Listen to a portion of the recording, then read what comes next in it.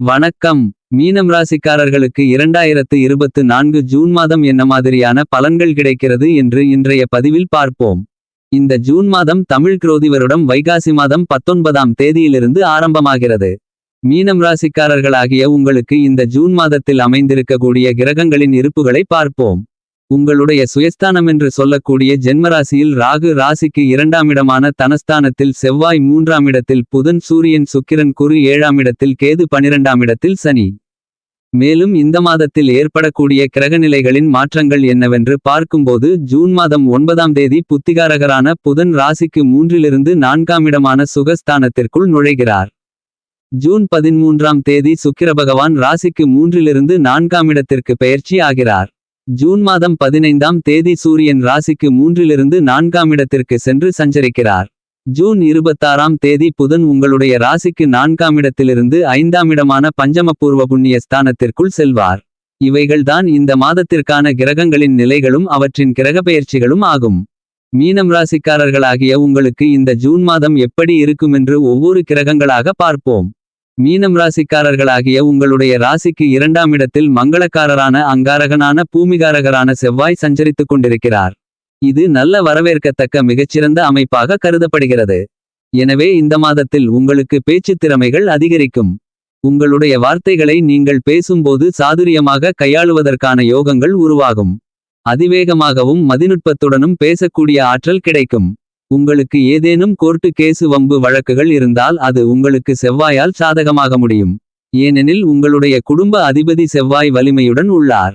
உங்களுடைய ராசிக்கு 2ஆம் இடத்தில் இருக்கக்கூடிய குடும்ப அதிபதியான செவ்வாய் பலமாக இருப்பதால் குடும்பத்தில் இருக்கக்கூடிய சிரமங்கள், சிக்கல்கள், கஷ்டங்கள் மாறி மகிழ்ச்சிகளும் சந்தோஷங்களும் பெருகும். மேலும் ஜூன் மாதம் 9ஆம் தேதி புத்திகாரகரான வித்தைகாரகரான புதன் ராசிக்கு 3லிருந்து 4ஆம் இடத்திற்குள் நுழைகிறார். 4ஆம் இடத்து அதிபதியான புதன் 4ஆம் இடத்தில் சஞ்சரிக்கும்போது வியாபாரம், சொந்த தொழில் போன்றவைகள் சிறப்பாக அமையும். குடும்பத்தில் சுபகாரியங்கள் கண்டிப்பாக நன்மையில் முடியும். படிக்கக்கூடிய மாணவ மாணவி கண்மணிகளுக்கு அமோகமான முன்னேற்றங்கள் கிடைக்கும். மேலும் பயணம் சார்ந்த தொழிலில் இருப்பவர்களுக்கு நல்லபல அதிர்ஷ்ட முன்னேற்றங்கள் கிடைக்கும். சொந்தக்காரர்கள், அக்கம்பக்கத்தில் உள்ளவர்கள் மூலமாக உங்களுக்கு ஆதாயங்கள் ஏற்படும். ஜூன் மாதம் 9ஆம் தேதியிலிருந்து ஜூன் மாதம் 26ஆம் தேதி வரை ராசிக்கு 4ஆம் இடத்தில் இருக்கக்கூடிய புதன் பகவானால் உங்களுக்கு ராஜயோகங்கள் கிடைப்பதற்கான வாய்ப்புகள் உள்ளது. உங்களுக்கு சுகபோகங்களை கொடுக்கக்கூடிய, ஆசைகளை நிறைவேற்றக்கூடிய சுகாதிபதியான சுக்கிரன் ராசிக்கு 3இல் சஞ்சரிக்கிறார். இது வரவேற்கத்தக்க மிகச்சிறந்த அமைப்பாக கருதப்படுகிறது.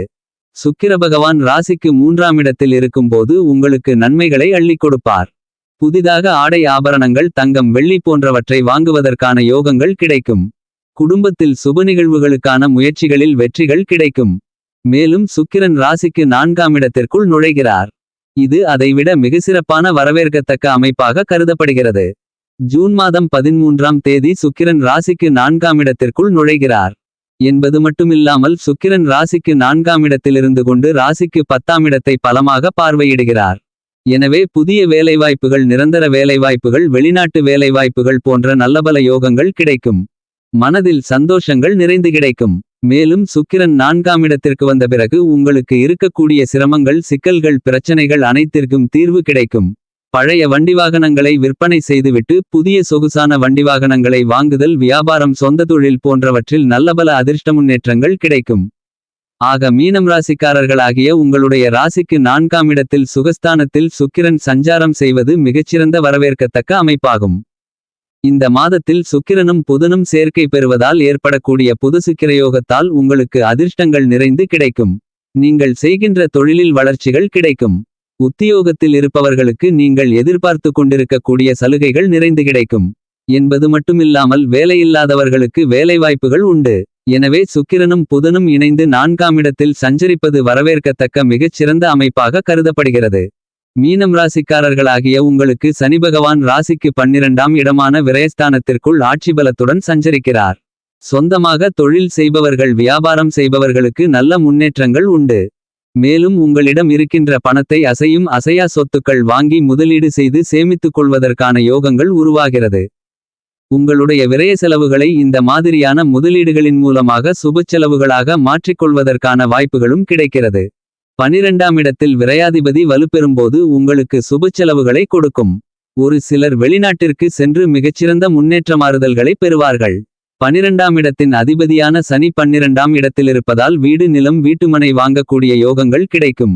நீங்கள் உத்தியோகம் செய்யுமிடத்தில் உயர் பதவிகள் ஊதிய உயர்வுகள் உள்ளிட்ட பல சலுகைகள் நிறைந்து கிடைக்கும். உங்களுடைய ராசிக்கு 3ஆம் இடமான முயற்சி தைரிய வீரிய வெற்றி சகாயஸ்தானத்திற்குள் புதன் சூரியன் சுக்கிரன் குரு போன்ற கிரகநிலைகள் சேர்க்கை பெற்று பயணித்துக் கொண்டிருக்கிறார்கள்.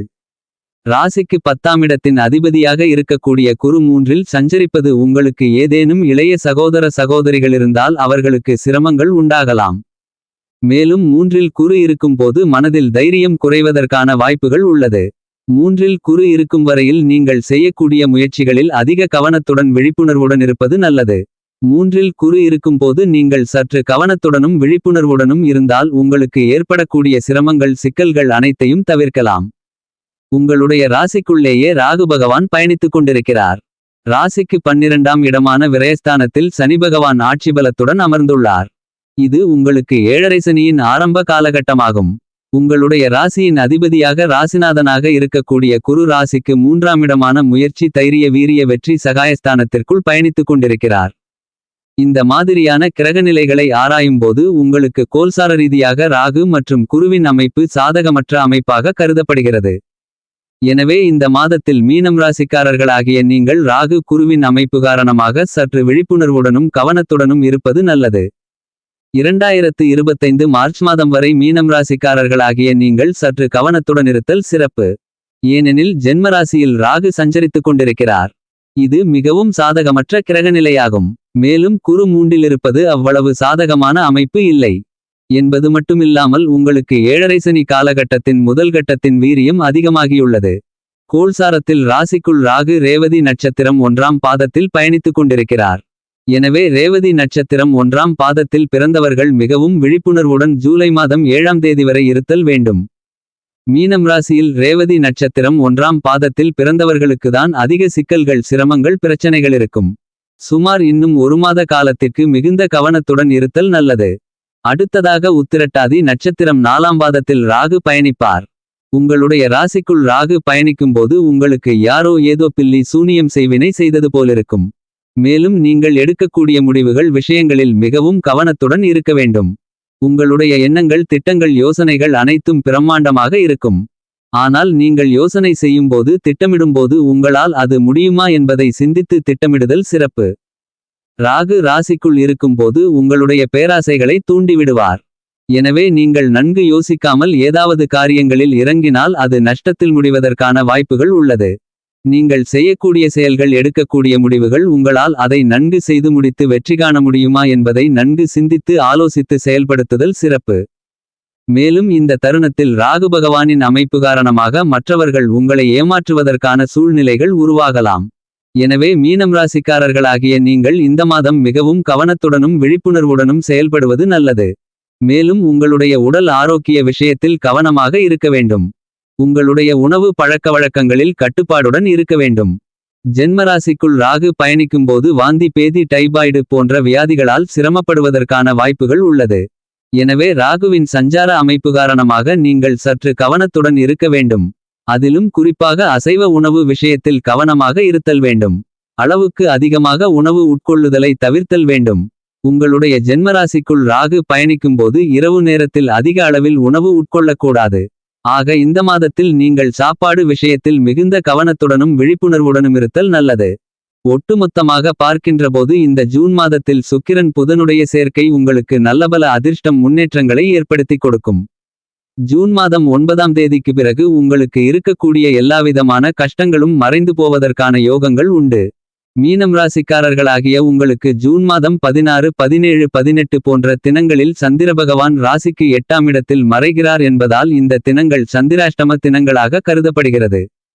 இந்த சந்திராஷ்டம தினங்களில் நீங்கள் உடல் ரீதியாக மனரீதியாக பலவீனமடையக்கூடும். உங்களுடைய மனதில் தெளிவு இல்லாத நிலை ஏற்படும். எனவே சந்திராஷ்டம தினங்களில் நீங்கள் முக்கியமான முடிவு எடுப்பதை தள்ளி போடுதல் நல்லது என்பது மட்டுமில்லாமல் வண்டி வாகனங்களில் பயணம் செய்யும்போது பாதுகாப்பு கவசங்களை அணிந்து கொண்டு கவனத்துடனும் விழிப்புணர்வுடனும் பயணித்தல் நல்லது. மேலும் இந்த சந்திராஷ்டம தினங்களில் மற்றவர்களிடம் பேசும்போது நிதானமாக பேசுதல் வேண்டும். நீங்கள் பேசக்கூடிய வார்த்தைகளை கவனமாக கையாளுதல் மிக முக்கியமாகும். இந்த சந்திராஷ்டம தினங்களை அனுசரித்து கவனத்துடனும் விழிப்புணர்வுடனும் இருந்தால் சந்தோஷமாக இருக்கலாம். மீனம் ராசிக்காரர்களாகிய உங்களுக்கு எந்த தேதிகளில் பணப்புழக்கங்கள் சிறப்பாக இருக்குமென்று பார்க்கின்றபோது ஜூன் 1 2 5 6 12 13 14 15 16 ஜூன் 24 25 28 29 30 இந்த தினங்களில் உங்களுக்கு பணப்புழக்கங்கள் அதிகமாக இருக்குமென்பதை புரிந்துகொண்டு அவற்றை நன்கு உபயோகப்படுத்திக் கொள்ளுதல் சிறப்பு. மேலும் இந்த காலகட்டத்தில் உங்களுக்கு ஏற்படக்கூடிய கெடுபலன்களை குறைத்து நற்பலன்களை அதிகரிக்க உங்களுடைய குலதெய்வம் அல்லது இஷ்ட தெய்வத்தை வழிபாடு செய்யுங்கள்.